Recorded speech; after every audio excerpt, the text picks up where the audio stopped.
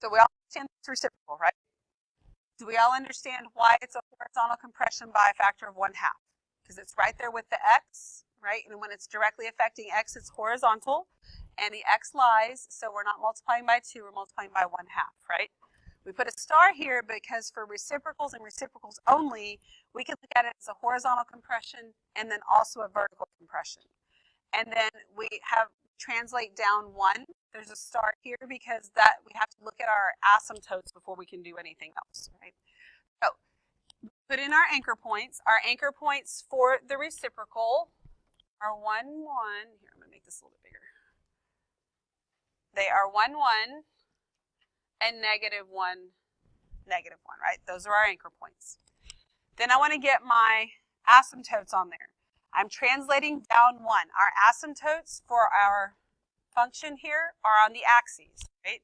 So since I'm translating down 1, this asymptote that was on the x-axis also gets translated down 1. So it's right here. The vertical asymptote doesn't get affected because there's no horizontal translation. So this one is still here. I kind of feel like y'all got all that. I think it was as we were transforming the points where those blank stares came. So we're here at 1, 1. A horizontal compression of 1/2. Horizontal compression means what are we multiplying by 1/2? X or Y? X. My x value is 1, so I multiply that by 1/2, so my x value becomes 1/2. So I'm right there at 1/2, 1. Then I translate down 1, so I'm right there on the axis at 1/2. Okay, does that make sense? Is everybody with me? Okay, you got to be honest if you're not. Then, because this is a reciprocal, I go back to my original point. This time, I'm going to do a vertical compression. Vertical means I'm multiplying by y. So my y value is 1. I multiply by 1/2. It ends up being at 1/2. Then I translate down 1. I end up right here. And those 2 points are really, really close together. Whew, it's really big, but I want to make sure you can see that. Okay, so I have 1 point right here at 1/2. And then 1 point right there. Then I do my other anchor point. I'm going to start with a horizontal compression. My x value is -1. So -1 times 1/2 becomes -1/2. And then I translate down 1, and my point ends up right there. Then I can do a vertical compression, go back here, vertical compression of 1/2, so the point ends up there. And then I translate down 1, and I'm right there. Does that make sense? We good? Were y'all on track with her yesterday and I was just imagining things, or was it a little confusing? Yeah, and this graph is close together. And because it was too small, too, I kind of realized that I was sitting back there. So that's where my points would be. And it is really, really close to those asymptotes. So as you draw it in, it makes it kind of difficult to draw, too. Looks like that. So it just makes it harder to see. I mean, she did a good job of explaining it. I didn't think she explained it poorly. I just felt like, sometimes we have to restate exactly what we said because it just didn't make sense to you the first time. But are we all okay on that? We good?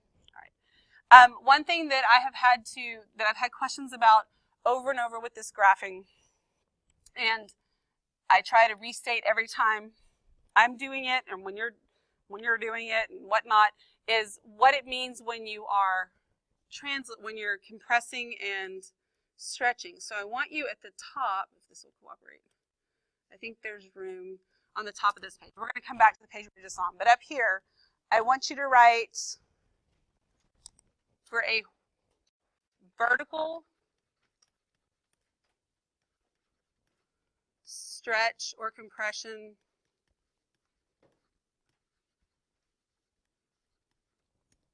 multiply by what? X or Y? Y. Okay. So if it's a vertical stretch or vertical compression, whatever that factor is, you multiply it by Y. For a horizontal stretch or compression, we multiply by X. All right? That's the value that gets multiplied, and it changes that value on your graph.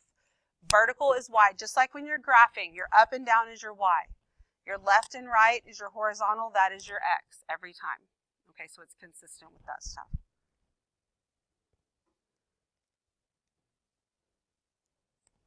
So it might be helpful, leave that up for another second, for you when you have these as your transformations, like right here, we're not doing that, but I don't want to scroll until everybody's done writing. Are we done writing?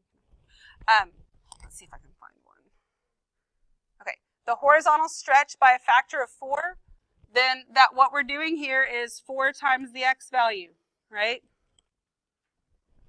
When I have, that's number 2. Number 3, we had a vertical stretch by a factor of 2. So it's 2 times y. Like if you need to actually write that out next to it so that you do it correctly and don't get yourself mixed up, do that. Whatever works, okay? It's good to say it every time I'm multiplying, but that's why I say it out loud. Like what I'm saying out loud to you is what goes through my head when I'm doing it also. I'm multiplying my y value, and that's what I'm going to change, that sort of thing, okay? Mm-hmm.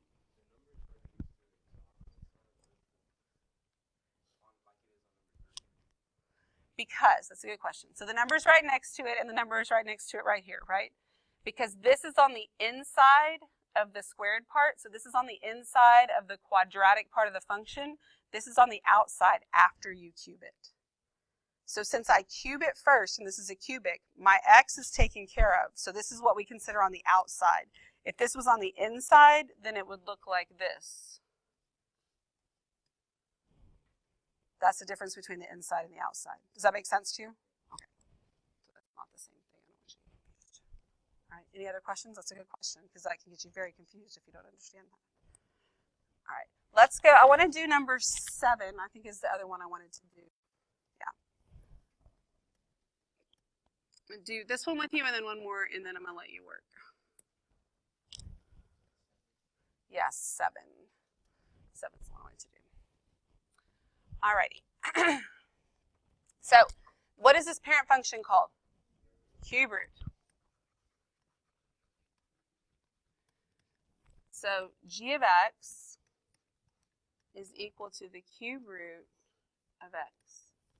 So somebody asked me today, so what's the difference between f of x, g of x, h of x? Not a difference, right? It's kind of like me saying, 2x equals y. I could say 2a plus 3 equals b. It's just like using a different variable. But here, if this is f of x, this should be something different because they're not the same function. So when you have to name it different situation, they're the same thing though. All right, so your cube root is your, look like an Egyptian type of thing, right? Looks like that. So our transformations. This negative is going to reflect it where? Good. Reflect it in the y-axis. Because it's inside. Do you see how it's inside that cube root? Okay. So then, that 1/3, is that going to be a horizontal or a vertical something? Horizontal, and it's going to be a horizontal what? Stretch. Means what gets multiplied by 3? X. So if you need to write 3 times x, that's what's happening there. And then that 4 means we are translating, or we translate, where? Up 4. Good, up 4 because it's on the outside.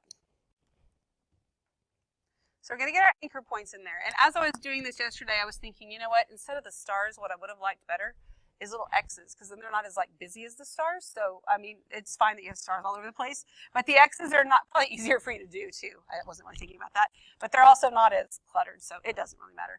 But my anchor points here at 0, 0, 1, 1, -1, -1. Then what's another point in the first quadrant for an anchor point? H2, very good. And that means I got -8 and -2. And don't draw that in. I saw a few people today that have been drawing in the parent function. Don't do that because they're not sketching it lightly. They're drawing it in, then it's really confusing everything else. But the anchor points are there for now. We won't always put them there, but I think until you get the hang of it, it's good that they're actually there and you're choosing the right things. Okay, so then we start to transform. Remember that when you start with 0, 0, the reflections and the stretches don't affect it at all because it's zeros.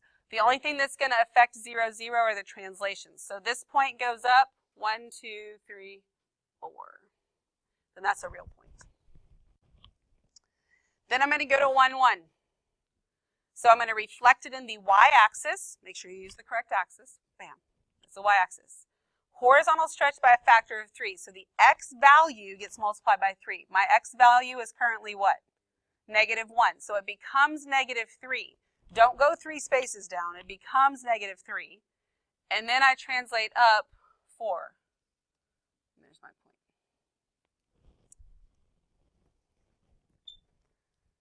Now, this point here, I can go ahead and count the transformations, but do I have to? No, if you understand the symmetry, this is getting reflected, and this point is here, so that would mean this point is down here, right? And as long as you get it on there correctly, you can do that. And if you were to count it and do the transformations, like I reflect, I have a horizontal stretch by a factor of 3 and up 4, that's where I end up, okay? So you may not always feel confident just to pick the symmetry, but it's there. Okay, so then I'm going to do this one.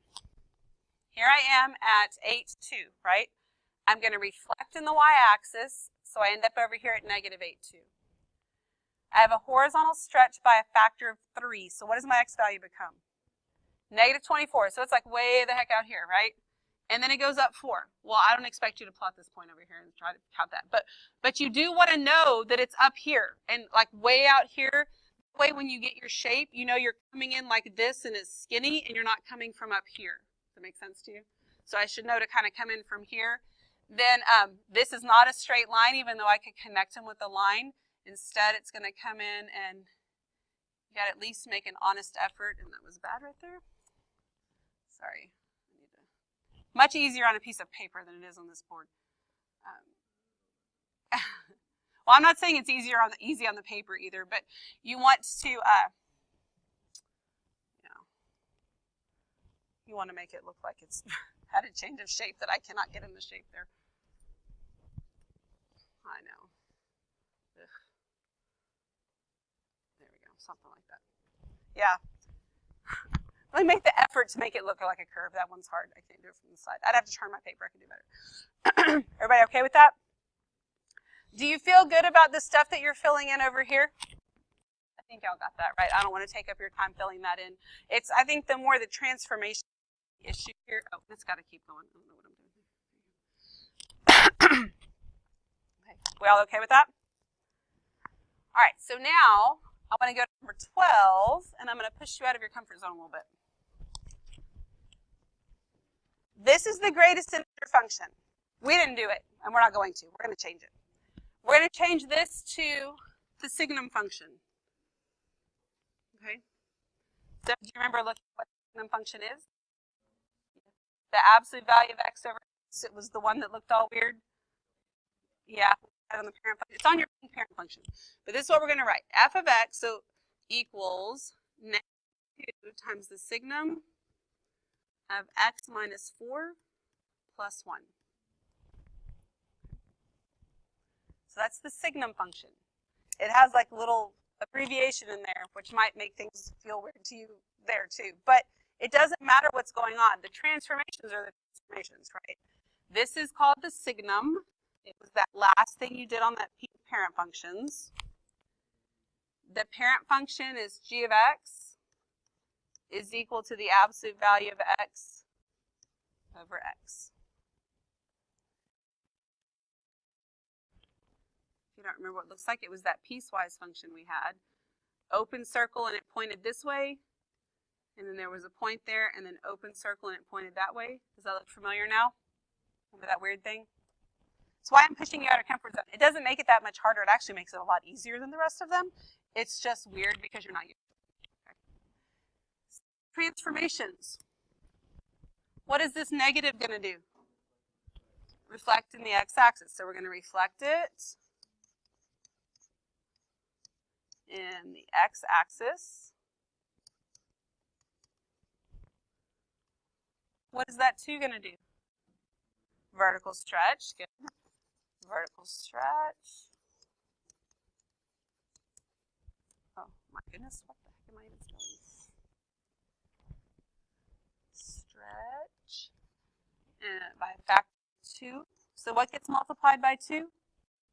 The y. So it's 2 times y. Then the 4 is going to do what? translate it right 4. So I'm going to translate right 4 and what? Up 1. Okay? So this totally makes sense, even if you're not sure what the heck's about to happen with the graph, right? So then we'll get our anchor points on there. So our anchor points look like this. You got a point at 0, 0.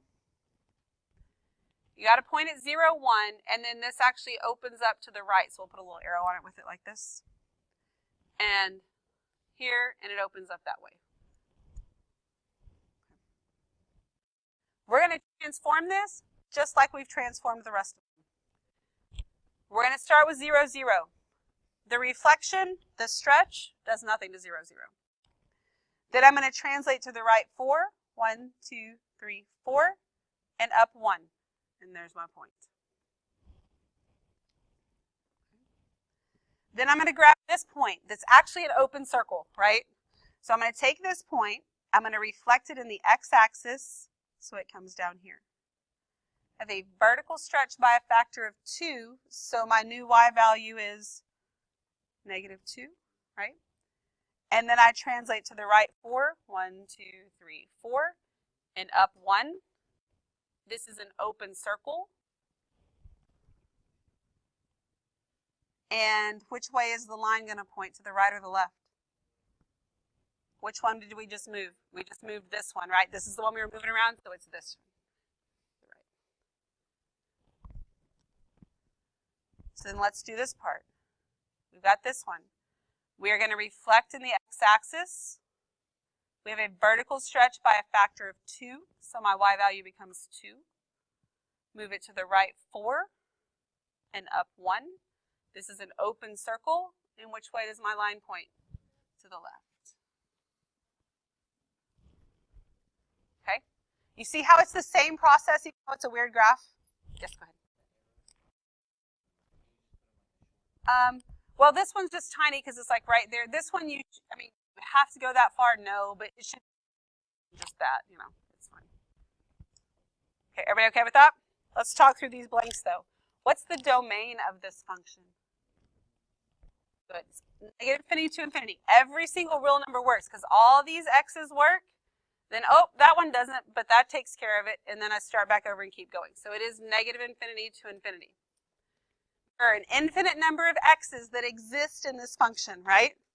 How many y's exist in this function? 3. There's only 3. So my range is a finite range, which means I put it in the little set. So I have -1 as a y value, and then what? 1 and 3, and that's it. Do I have any x-intercepts? Nope. Do I have any y-intercepts? Yes. What is it? Okay, so my ordered pair is 0, 3. And then for this one in particular, the rest of this we don't talk about with Signum. And I'm probably not going to throw a Signum on the test or anything. I just want you to see how even when the graph is weird and something you're not used to, you can still do these transformations and it's not that big of a deal. Okay? Any questions at all? We good? Awesome. All right. So